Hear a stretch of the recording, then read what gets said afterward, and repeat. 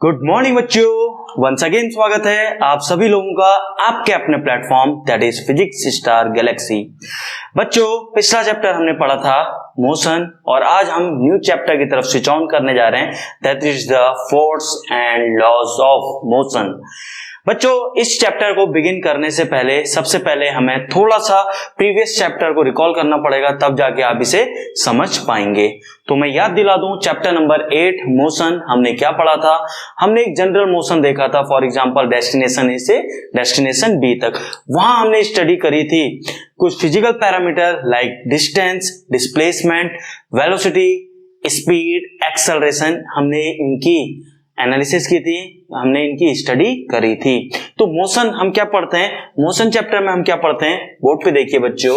Motion chapter में हम mainly पढ़ते हैं मोशन की स्टडी दैट मीन्स आप पढ़ते हैं डिस्टेंस एंड डिस्प्लेसमेंट, जिसको एक्स से डिनोट करते हैं। आफ्टर दैट स्पीड या वेलोसिटी, आफ्टर दैट एक्सेलरेशन। क्योंकि बच्चों आप केवल अभी क्लास 9th के हो, क्लास 9th में अभी आपका लीनियर में चल रहा है। अगर यही हायर क्लास में होता तो मोशन में आप एक्स्ट्रा क्या पढ़ते, एंगुलर डिस्प्लेसमेंट यानी थीटा, एंगुलर वेलोसिटी यानी थीटा डॉट, एंगुलर एक्सेलरेशन यानी theta double dot. Angular means आप घूम रहे हो सर्किल में, मींस डिस्प्लेसमेंट क्या होगा, एंगल के फॉर्म में, means 60 degree 70 degree like that. तो this is the linear and that जो भी मैंने बोला दैट इज द एंगुलर। तो हम मोशन चैप्टर में हम मोशन की स्टडी करते हैं। तो बच्चों हम इस चैप्टर में क्या पढ़ते हैं, force and laws of motion. हम इस चैप्टर में ये पढ़ते हैं कि किस कारणवश आपका मोशन हुआ, किस कारणवश आपका डिस्प्लेसमेंट आया, किस कारणवश आपकी वेलोसिटी आई, किस कारणवश आपका एक्सेलरेशन आया। मींस कोई भी चीज, कोई ऑब्जेक्ट है, अपने आप तो मोशन करने नहीं लगेगा, अपने आप तो डिस्टेंस कवर नहीं कर लेगा, अपने आप तो स्पीड नहीं पकड़ लेगा, अपने आप तो क्या एक्सेलरेट नहीं करेगा। यानी कुछ तो कारण होगा, कुछ तो कॉज होगा जो ये मोशन करवा रहा होगा। दैट हम वही पढ़ने जा रहे हैं। तो इसका मेन रीजन क्या है मोशन का, फोर्स। हमने जब किसी ऑब्जेक्ट पे फोर्स लगाया होगा तब जाके वो आगे मूव करा होगा, तब उसने डिस्टेंस कवर करी, तब उसने स्पीड पकड़ी, तब उसने एक्सेलरेट किया। यानी कॉज ऑफ मोशन क्या है, फोर्स। और हम वही पढ़ने जा रहे हैं इस चैप्टर में। क्या आपको हल्की हल्की बात समझ में आ रही है? हल्की हल्की तो हवा लगनी चाहिए बच्चों। आइए समझते हैं। ब्रॉड क्लासिफिकेशन वैसे मैं ऑलरेडी बता चुका हूं। मैकेनिक्स को बच्चों हम दो क्लासेस में डिवाइड करते हैं। वन इज योर क्या, kinematics, other is your dynamics, kinematics में बच्चों हम क्या पढ़ते हैं, यहां हम करते हैं स्टडी ऑफ मोशन। मोशन की स्टडी करने का मतलब बच्चों, कभी भी कोई कहेगा मोशन की स्टडी कर रहे हैं हम, दैट मीन्स हम वहां इंटरेस्टेड है निकालने में डिस्प्लेसमेंट, हम निकालने में इंटरेस्टेड हैं वेलोसिटी, एक्सेलरेशन, अगर लीनियर है तो। बाकी बातें तो आपको पता है हायर क्लास में करेंगे। यहां पे हम क्या पढ़ने वाले हैं, यहां पे हम इनका रीजन क्यों मोशन हुआ, क्यों डिस्टेंस कवर करी गई, क्यों बॉडी एक्सेलरेट करी, तो कारण क्या है, यानी यहां पे हम पढ़ने जा रहे हैं कारण यानी कॉज ऑफ मोशन। यहां हम डायनामिक्स में स्टडी करते हैं कॉज ऑफ मोशन। बात समझ में आ रही है? कॉज ऑफ मोशन की स्टडी करते हैं, जो कि मेनली यहाँ पे क्या है, फोर्स है। तो हम बात करने जा रहे हैं क्या, फोर्स की हम यहाँ पे स्टडी करने जा रहे हैं पूरे के पूरे चैप्टर में। क्या आपको यहां तक बात समझ में आई? चलिए, बहुत अच्छी बात है। अब सुनिए बच्चों आगे को। अब इस चैप्टर को स्टार्ट करने जा रहे हैं, force and laws of motion को हम स्टार्ट करने जा रहे हैं। तो सुनिए बच्चों, जो आपके फोर्स हैं, कुछ फोर्सेस होते हैं बैलेंस फोर्स, कुछ होते हैं अनबैलेंस फोर्स। तो सबसे पहले हम पढ़ने जा रहे हैं बैलेंस एंड अनबैलेंस फोर्सेस। अब समझिएगा क्या होते हैं बैलेंस फोर्सेस, क्या होते हैं unbalance forces. Shell I rub it? आइए बच्चों समझ रहे हैं what do you mean by balanced and unbalanced force. एक एग्जांपल समझते हैं। देखिए बोर्ड पे, मेरे पास एक ब्लॉक है, इस ब्लॉक को मैंने क्या किया बच्चों, इस ब्लॉक को मैंने धागे से बांधा यानी स्ट्रिंग से बांधा। लेट अस सपोज मैंने एक धागे एक्स से बांधा और इधर एक और धागे वाई से बांधा। बात समझ में आ रही है? अब मैं क्या कर रहा हूं, ये ऑब्जेक्ट का मास है m, अच्छी बात है, होने दीजिए। जब मैं इस ऑब्जेक्ट को खींच रहा हूं, जब मैं इस ऑब्जेक्ट को इधर से खींचता हूं, लेट अस सपोज मैं इसको खींच रहा हूं F1 फोर्स से, और मैं इधर से खींच रहा हूं इसको F2 फोर्स से। इधर मैं खींच रहा हूं F1 फोर्स से, इधर को खींच रहा हूं F2 फोर्सेस। मान लेते हैं थोड़ा देर के लिए कि इन दोनों सरफेस में फ्रिक्शन नेग्लिजिबल है। यहां पे लिख रहा हूं फ्रिक्शन नेग्लिजिबल, यानी आप नेग्लेक्ट कर सकते हैं, फ्रिक्शन नेग्लिजिबल। अब बच्चों क्या होगा, अब दो सिचुएशन, क्या क्या केस बन सकते हैं, या F1 बड़ा होगा F2 से, या F1 बड़ा होगा F2 से, या F1 और F2 इक्वल होंगे, या F2 बड़ा होगा F1 से। अब समझिए, अगर यहां पे F1 बड़ा हुआ, केस 1 देखिए, केस वन क्या है बच्चों, यहां पे क्या है, यदि F1 बड़ा हुआ F2 से, क्या होगा, F1 let us suppose 10 Newton है, F2 है 8 न्यूटन, तो 10 न्यूटन इधर को लगा, 8 न्यूटन पीछे को लगा, तो 10 माइनस 8, 2 न्यूटन से बॉडी आपकी आगे को मूव करने लगेगी, मींस आपकी बॉडी आगे मूव करने लगेगी। तो यहां पे क्या हो जाएगा, body will move in direction of greater force, will move in direction of greater force. Greater कौन सा है आपको पता है, ग्रेटर फोर्स, बात समझ में आई। अभी यहां पे F1 है। दूसरा केस आइए, अगला केस, यदि दोनों फोर्स बराबर हुए, केस 2, यदि दोनों फोर्सेस बराबर हुए, F1 बराबर F2। अब सोचिए बच्चों क्या हो सकता है, लेट अस सपोज ये 10 न्यूटन, ये भी 10 न्यूटन, 10 न्यूटन से आपका दोस्त खींच रहा है, 10 न्यूटन से ही आप भी खींच रहे हो। अरे दोनों बराबर फोर्स से खींच रहे हो, तो क्या बॉडी मूव करेगी? नहीं, क्योंकि ये वाला फोर्स और ये वाला फोर्स कैंसिल हो गया, 10 इधर को लगा था, 10 इधर को कैंसिल हो गया, यानी बॉडी क्या आपकी मूव नहीं करेगी। ऐसे फोर्सेस को बोलते हैं हम बैलेंस फोर्सेस। मींस आपके नेट फोर्सेस अगर जीरो आ रहे हैं, नेट फोर्सेस, आप उन्हें क्या बोलते हैं, बैलेंस। जैसे यहाँ 10 न्यूटन से 10 न्यूटन कटा, तो नेट फोर्सेस कितने लग रहे हैं बॉडी पे, 0 लग रहे हैं। ऐसे को बोलते हैं बैलेंस फोर्सेस। बात समझ में आ रही है? तो this is the example of balance force. तो यहाँ पे क्या है, body will move in the direction of force. Body यहाँ पे क्या होगा, here body will not move, यहाँ पे बॉडी आपकी मूव नहीं करेगी। क्या आपको बात समझ में आ रही है? यहाँ पे फोर्सेस बैलेंसेस ईच अदर, यहाँ पे क्या है, हेयर फोर्सेस, फोर्सेस मतलब दोनों फोर्स की बात हो रही है, फोर्सेस बैलेंसेस each other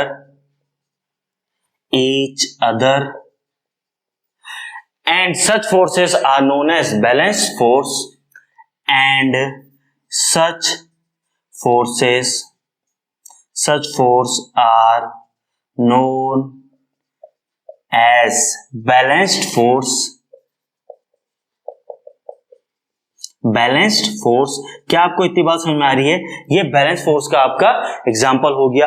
लेकिन पहले वाले केस में F1 ग्रेटर देन F2, यानी 10 न्यूटन आगे लग रहा था, 2 8 न्यूटन पीछे, तो 10 आगे 8 पीछे, तो 10 यहां से 8, 10 आगे 8 पीछे, मींस 10 में से 8 कैंसिल हो गया, यानी 8 ने 8 को कैंसिल किया, नेट फोर्स आगे बचा, नेट फोर्स आगे बचा, यानी 2 न्यूटन से बॉडी आपकी क्या करने लगेगी, आगे को मूव करने लगेगी। सिचुएशन कुछ ऐसी है, 10 न्यूटन है और ये 8 न्यूटन है, तो क्या होगा, ये फोर्स लगा, तो अब अगला फिगर क्या हो गया, 8 से 8 कैंसिल हो जाएगा, तो अगली सिचुएशन कुछ ऐसी हो जाएगी, दैट मीन्स 2 न्यूटन से आपकी बॉडी आगे मूव करने लगेगी। यानी फोर्सेस बैलेंस नहीं है, जहां पे फोर्सेस बैलेंस नहीं होते हैं उनको बोला जाता है अनबैलेंस्ड फोर्स। तो अनबैलेंस्ड फोर्स, तो यहाँ पे क्या हो जाएगा, केस किसका हो गया, here forces are not balanced, such forces are known as, लिख रहा हूं यहाँ पे, here forces are not balanced,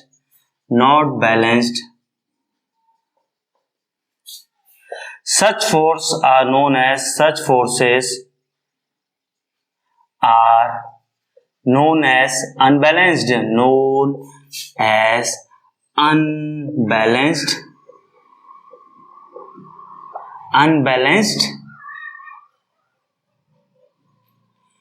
unbalanced force, such forces are known as unbalanced forces.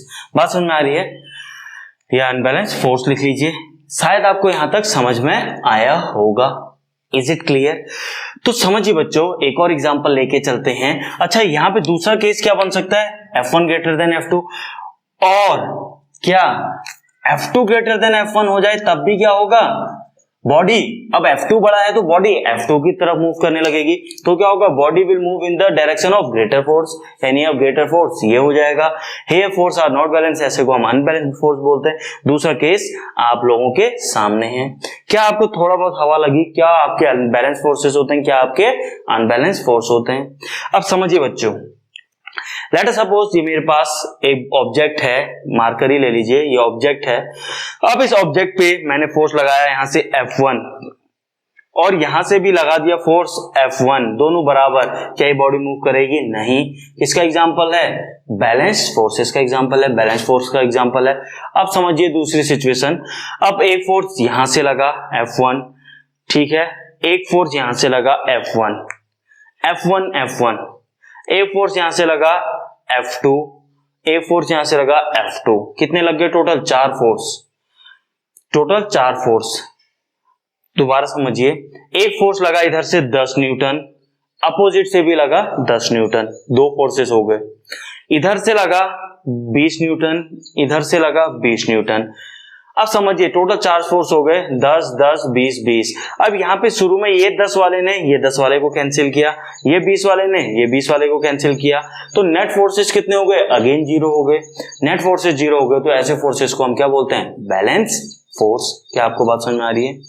ऐसे ही किसी एक बॉडी पे दुनिया भर के 8 10 20 फोर्स लग सकते हैं, F1 F2 F3 F4 F5 F6 F7 F8। आप तो नेट फोर्सेस निकाल लीजिए, किसने किसको काटा, किसने किसको सॉल्व कीजिए। अगर नेट कुछ आ रहा है यानी फोर्स बैलेंस नहीं है, अगर काटा पीटी करके सारे 0 आ रहा है नेट फोर्स, यानी बॉडी बैलेंस है। क्या आपको इतनी बात समझ में आ रही है? श्योर? बहुत अच्छी बात है अगर आपको इतना समझ में आया। आगे बढ़ने से पहले इतना नोट कीजिए बच्चों। एक एग्जांपल देखिए, यहां पे मैंने एक रेड कलर का ब्लॉक बनाया है आपके सामने।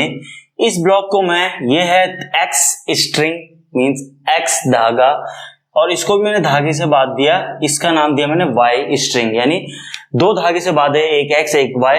अब मैं इसको एक्स से खींच रहा हूं, एक साइड वाई से खींच रहा हूं। अब समझिए वैसे तो क्या सिचुएशन होगी, अगर जो फोर्स, जिस फोर्स से मैं ज्यादा से खींचूंगा क्या होगा? अगर लेट अस सपोज इधर ज्यादा फोर्स से मैंने खींचा, इधर कम फोर्स था, तो बॉडी इधर मूव करेगी।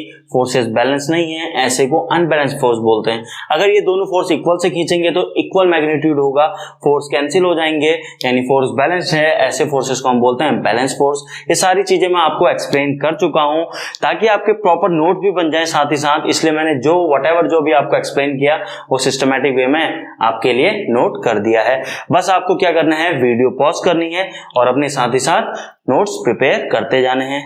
आइए इसको मैं एक्सप्लेन करने की कोशिश करता हूं, वैसे तो ऑलरेडी कर चुका हूं। क्या लिखा हुआ है, पॉइंट पढ़िए।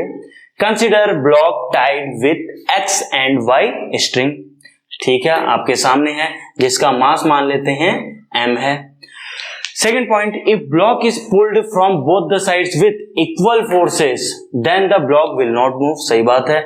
सच forces are called balance force, such forces are called balance force. Equal forces से खींचा, बैलेंस फोर्स।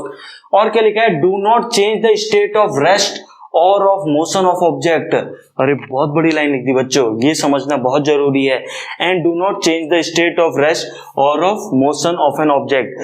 आइए समझते हैं। मेरे पास एक ऑब्जेक्ट है, मान लीजिए कुछ भी, मान लीजिए ब्लॉक है मेरे हाथ में।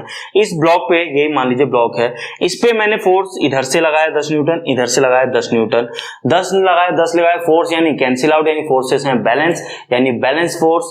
तो ये ऑब्जेक्ट आपका मूव नहीं करेगा।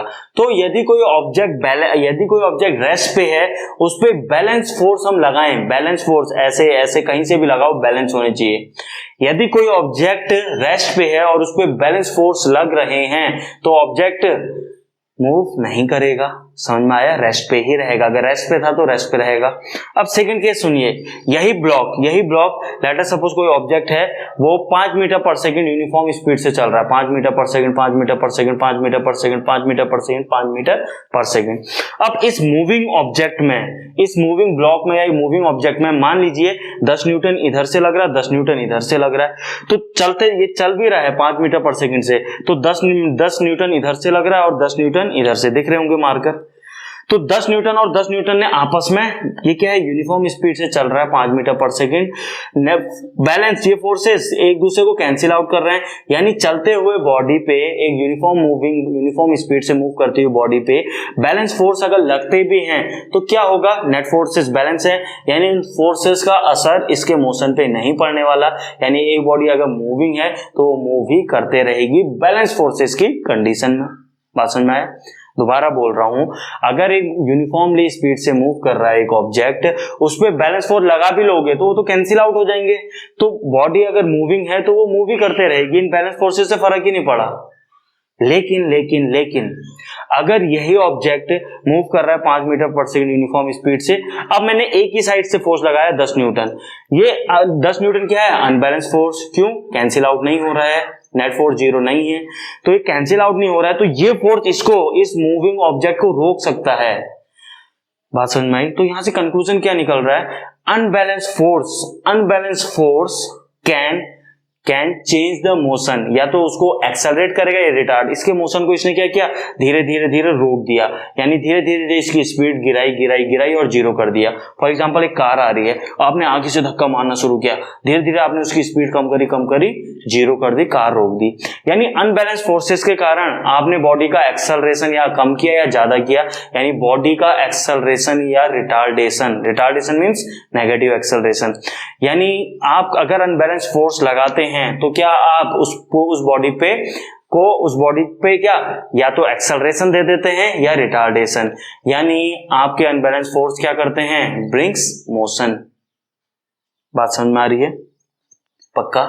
सुनिए अब क्या बोल रहा हूं, यहां पे क्या है, do not change the state of rest, अगर बॉडी रेस्ट पे है तो रेस्ट पे रहेगी बैलेंस फोर्स लगने पे, और यदि motion of an object motion of object, मतलब एक बॉडी मूविंग है उस पर बैलेंस फोर्स लग रहे हैं तो नेट तो कैंसिल हो गए, वो मूव ही करते रहेगी, यानी एक रुकी बॉडी रुके रहेगी बैलेंस फोर्सेस की कंडीशन में, और एक चलती हुई यूनिफॉर्मली स्पीड से चलती हुई बॉडी, बाबा यूनिफॉर्म स्पीड बोल रहा हूं, ये वर्ड पे ध्यान दीजिए, यूनिफॉर्म स्पीड से चलती हुई बॉडी पे बैलेंस फोर्स लग भी जाए तब भी वो यूनिफॉर्म स्पीड से चलते रहेगी, क्योंकि नेट फोर्सेस हैं कैंसिल आउट।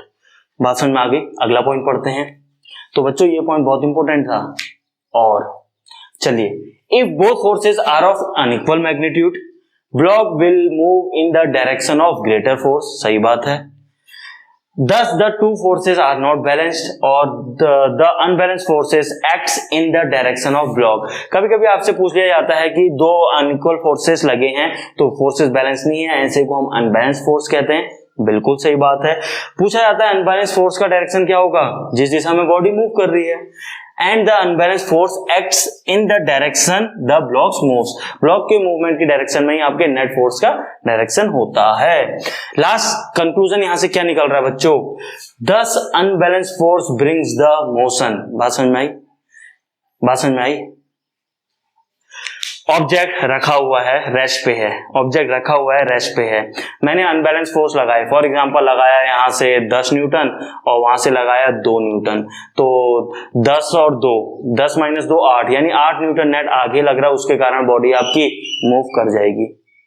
10 न्यूटन का डायरेक्शन क्या दिखाया मैंने, दोबारा देखिए, एक ऑब्जेक्ट है 10 न्यूटन इधर लग रहा है ऐसे कैप की डायरेक्शन में, 2 न्यूटन वहां से लग रहा है, तो 2 ने 2 को कैंसिल किया, बचा हुआ 8 के कारण बॉडी इधर मूव करेगी ग्रेटर फोर्स की डायरेक्शन में, यानी एक रेस्ट को मोशन में कौन लाता है, अनबैलेंस फोर्स, वही लिखा है 10 unbalance force brings the motion.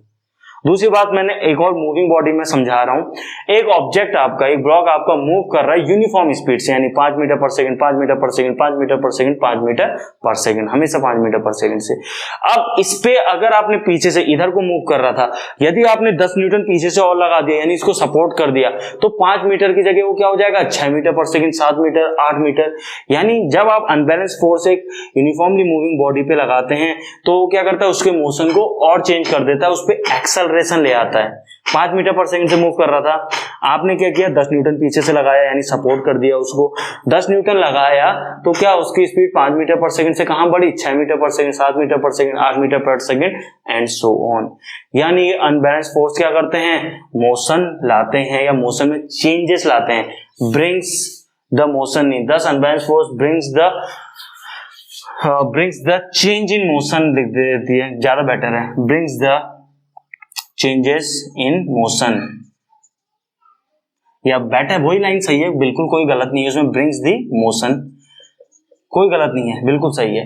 अब बात समझिए, अगर यही कार में यही ऑब्जेक्ट जो भी था, अगर आगे से फोर्स लगता तो धीरे धीरे धीरे उसकी स्पीड गिरा के 0 कर देता, यानी डी एक्सेलरेशन हो रहा है, यानी फिर से अनबैलेंस फोर्स क्या लेके आया, एक्सेलरेशन, वो भी कौन सा, नेगेटिव। यानी जो भी अनबैलेंस फोर्स किसी ऑब्जेक्ट में लगेंगे, भले ही वो चलते हुए हों, भले ही वो मूव करते हुए हैं, उसमें वो क्या करेगा, या तो उसे एक्सेलरेट कर देगा या उसे रिटार्ड कर देगा। यानी अनबैलेंस फोर्स हमेशा क्या लेके आते हैं ऑब्जेक्ट में, या तो उसे एक्सेलरेट कर देते हैं या रिटार्ड कर देते हैं। कंक्लूजन, बात समझ में आ रही है, लिख देता हूं, कंक्लूजन टू और that is unbalanced forces, that is पूरा ही लिख लेते हैं, चलिए, that is unbalanced forces,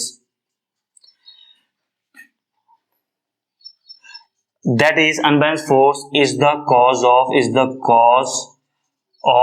acceleration और retardation। retardation क्या होता है, negative of acceleration, cause, thus unbalanced force is the cause of acceleration और negative acceleration, that is the retardation। यानी यहां से कंक्लूजन ये निकल के आया, कभी भी कोई बॉडी आपको एक्सेलरेट करवानी है, यानी आपको अनबैलेंस फोर्स लगाना पड़ेगा, बगैर उसके आपकी बॉडी एक्सेलरेट या रिटार्ड नहीं कर सकती है। हाँ, यूनिफॉर्म स्पीड से चलती आ रही तो चलते रहेगी, जिंदगी भर चलते रहेगी। बात समझ में आ गई, पक्का नोट कीजिए। आइए बच्चों, बैलेंस एंड अनबैलेंस फोर्स को with the help of friction समझते हैं, यानी आपका फ्रिक्शन एग्जिस्टेंस में है।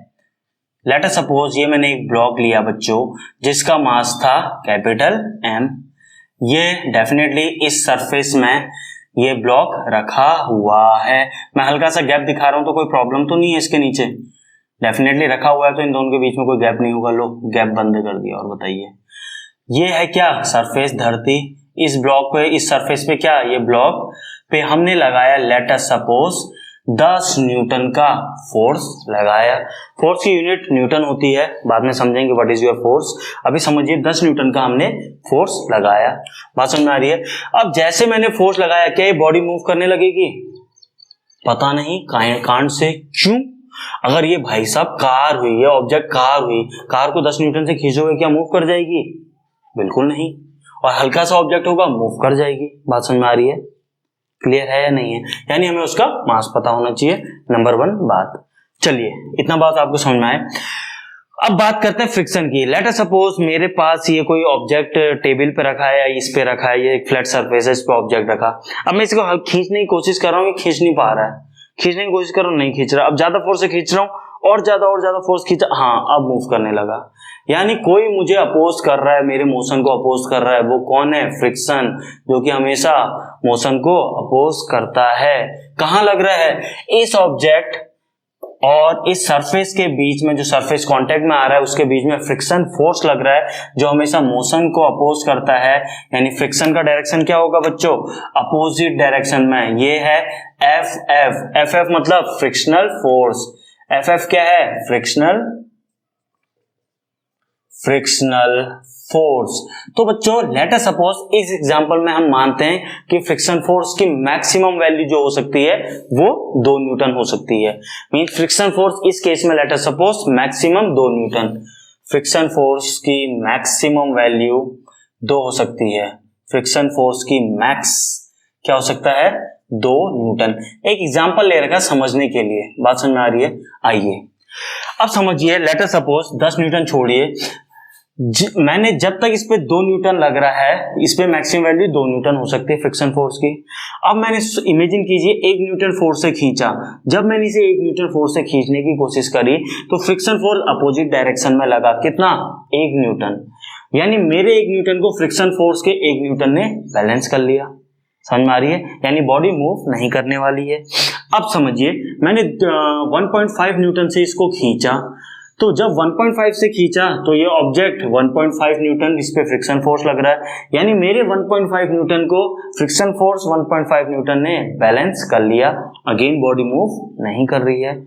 अब मैं 2.5 न्यूटन अगर लगाता हूं, 2.5 न्यूटन लगाता हूं, अब क्या होगा, 2.5 न्यूटन मैंने आगे लगाया, मैक्सिमम फ्रिक्शन फोर्स कितना लग सकता है, 2, तो फ्रिक्शन फोर्स मैक्सिमम लग गया 2, तो 2.5 माइनस 2 यानी 0.5 न्यूटन आगे को ज्यादा है, उस 0.5 न्यूटन के कारण अब मेरी बॉडी मूव करने लगेगी।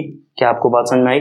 यानी 2 से कुछ भी लिख लीजिए, 3, 4, 5, 6, 7, 8, 9, 10, 20, 40, 100, कितना ही न्यूटन फोर्स लीजिए, बस 2 से 2 को ये कैंसिल करेगा, बाकी फोर्स से मूव करेगा। फॉर एग्जांपल एक और लेते हैं, 10 न्यूटन मैंने लगा दिया, 10 न्यूटन लगाया, 2 न्यूटन तो इसने अपोज किया, फ्रिक्शन फोर्स 2 न्यूटन लगा, तो 1 न्यूटन के कारण बॉडी मेरी आगे मूव करने जा रही है। तो बच्चों हमने यहाँ पे से क्या सीखा, हमने यहाँ पे से ये सीखा, जब आप किसी ऑब्जेक्ट को, बॉडी को मूव करने की कोशिश करते हैं कम फोर्स से, वो शुरू में मूव नहीं होती है, क्यों, फ्रिक्शन फोर्स लग रहा है, फिर और थोड़ा ताकत बढ़ाते हैं फिर भी नहीं खिसकती है, क्यों, फ्रिक्शन फोर्स की वैल्यू बढ़ रही है, यानी फ्रिक्शन फोर्स की वैल्यू कम ज्यादा होती है। यानी जब मैंने खींचा ऑब्जेक्ट को 1.5 न्यूटन से, 1.5 से उसने अपोज कर दिया, यानी कैंसिल हो गए, बैलेंस फोर्स हो गए, यानी बैलेंस्ड हो गए फोर्सेस, ठीक है, बॉडी मूव नहीं करी। जब मैंने 2.5 न्यूटन लगाया, 2 न्यूटन मैक्सिमम फ्रिक्शन लग सकता था अपोजिट डायरेक्शन में, 2.5 न्यूटन लगाया, यानी 0.5 न्यूटन एक्स्ट्रा है, यानी अनबैलेंस है अब फोर्सेस अब बैलेंस हैं, तो डेफिनेटली मेरी बॉडी मूव करने लगेगी, मेरी बॉडी एक्सेलरेट करने लगेगी। क्या आपको ये फ्रिक्शन वाला कॉन्सेप्ट समझ में आया? पक्का? तो क्या जो भी मैंने बोला पॉइंट वाइज आपको लिखवा दूं? श्योर। चलिए बोर्ड पे देखिए बच्चों, फॉर सिंप्लिसिटी में एक काम करता हूँ, 2 फिगर बना देता हूँ आपके लिए, दोनों सिचुएशन वाले। लेट अस सपोज अभी लग रहा है फोर्स 1.5 न्यूटन, यानी 1.5 न्यूटन फ्रिक्शन फोर्स भी लगेगा, यानी एक दूसरे को कैंसिल कर लेगा, यानी एक दूसरे को कैंसिल आउट कर लेगा, यानी अभी तो ऑब्जेक्ट आपका बैलेंस है, बैलेंस फोर्स लग रहे हैं। दूसरी सिचुएशन यहाँ पे दिखा देता हूँ बच्चों, आओ देखो, दूसरी सिचुएशन ये है, आप लोगों के सामने है, मास है m, अब फोर्स लग रहा है 10 न्यूटन। अरे जब 10 न्यूटन फोर्स लग रहा है तो फ्रिक्शन फोर्स मैक्सिमम 2 ही न्यूटन लग सकता है, यानी 10 माइनस 2 बॉडी 8 न्यूटन के कारण इधर को मूव करने लगेगी। बात समझ में आ रही है? This is the second situation. ये अनबैलेंस फोर्स का केस दिखा रहा है, ये बैलेंस, क्योंकि pulling force and friction force आपस में कैंसिल आउट कर रहे हैं, बैलेंस का एग्जांपल। तो यही चीज आपको मैंने पॉइंट में समझा दी है, पॉइंट 1, पॉइंट 2। अब यहाँ से कंक्लूजन क्या निकलता है बच्चों, तो मैं यहाँ पे हेडिंग डाल देता हूँ, कंक्लूजन जो निकला है यहाँ से, CONCLUSION, वेरी वेरी इंपोर्टेंट, पढ़िए। कंक्लूजन ये निकला बच्चों, point number 1, unbalance force cause motion, बिल्कुल सही बात है। If an unbalanced force is applied on an object, there will be a change either in speed or in the direction of motion। सही बात है, अनबैलेंस फोर्स लगाओगे तो उसका डायरेक्शन भी चेंज कर सकते हो, उसकी स्पीड कम ज्यादा कर सकते हो, और स्पीड में ही कम ज्यादा, स्पीड में ही बदलाव को आप क्या बोलते हैं, एक्सेलरेशन। बॉडी एक्सेलरेट हुई है या रिटार्ड हुई है, बात समझ में आ रही है?